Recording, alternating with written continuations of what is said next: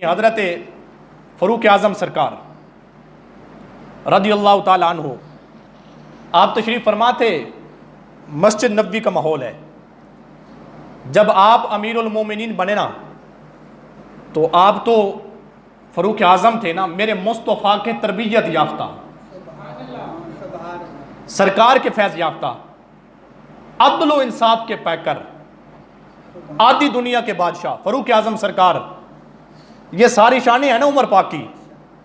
तो आप जब बैठे थे, मस्जिद नबवी का माहौल है, अमीरुल मोमिनीन है, फैसले फरमा रहे हैं, किसी की शिकायतें सुन रहे हैं, किसी की परेशानियां सुन रहे हैं, कोई तकलीफ है तो वो दूर कर रहे हैं, अदल इंसाफ कर रहे हैं।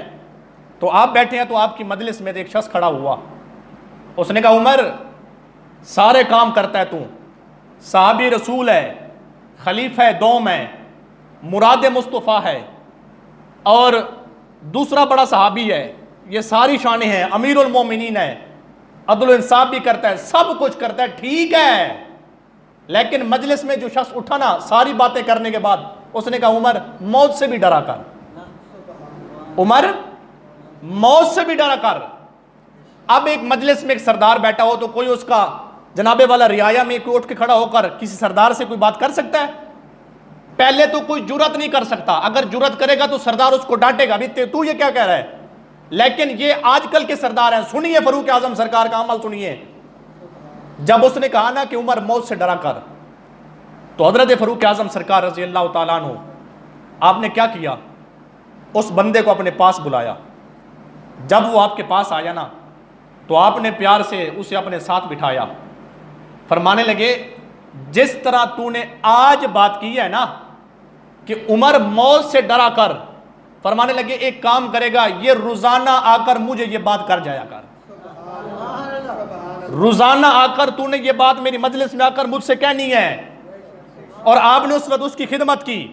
अल्लाह अकबर। सुनिए, जब टाइम गुजरता रहा, काफी सारे जब महीने गुजरे या कुछ साल गुजरे, तो हजरत फ़रूक आज़म सरकार जब वो उठा ना, तो आप उसकी खिदमत भी करते थे, महीने के बाद उसकी खिदमत भी कर देते, उसको तनख्वाह देते थे। सिर्फ वो रोजाना आता और आकर फ़रूक आज़म की मजलिस में खड़े होकर एक ही बात करता, उमर मौत से भी डरा कर,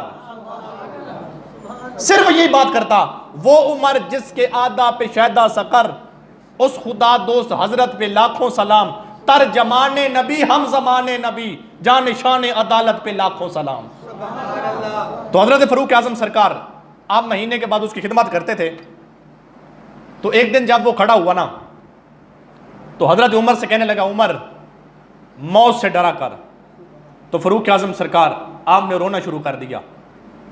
अब आंखों से मोटे मोटे आंसू जारी हैं, दाढ़ी मुबारक तर हो गई।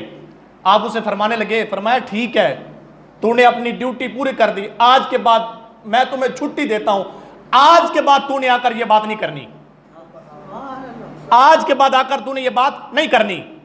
वो बंदा चला करीब आया, आकर कहने लगा आए अमीरुल मोमिनीन फ़रूक आज़म सरकार, मुझसे कोई गलती हुई है? तो आपने कहा गलती कोई नहीं हुई, आपने कोई और खादिम रख लिया, कोई और बंदा रख लिया, किसी और की ड्यूटी लगाई। फरमाया ये भी कोई बात नहीं है, तो फिर आप मुझसे नाराज हो रहे हैं या आपको कोई अब जरूरत बाकी नहीं रही?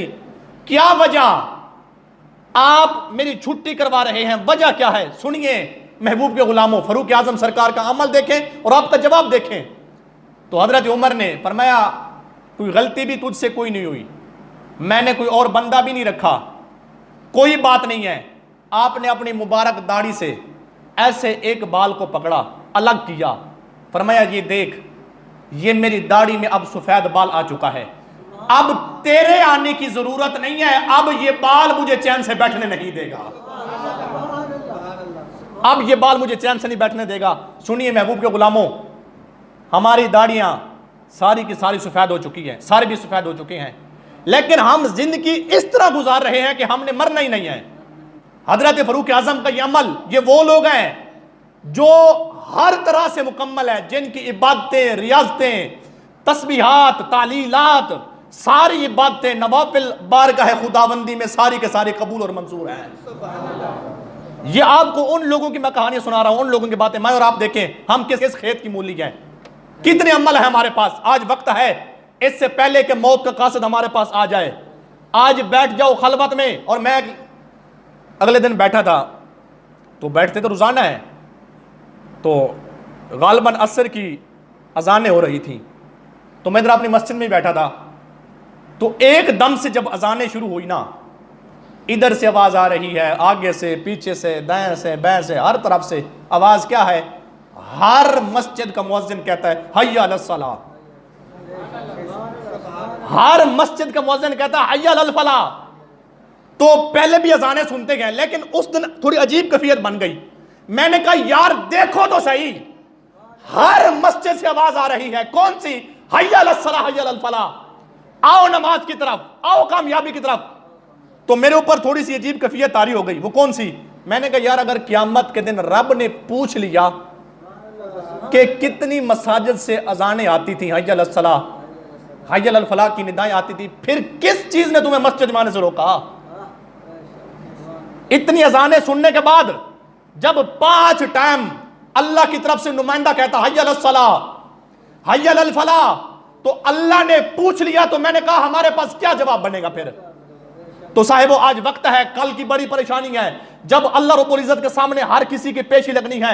आदम पाक से लेकर सुबह की अम्मत तक तमाम लोग, रसूल, पैगंबर, कुतुब, अब्दाल, सहाबी, ताबी, तमाम लोग मौजूद होंगे।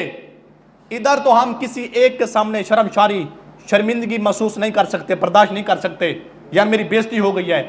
तो कल क़यामत के दिन तो सारे लोग होंगे ना। आज वक्त है अपने आप को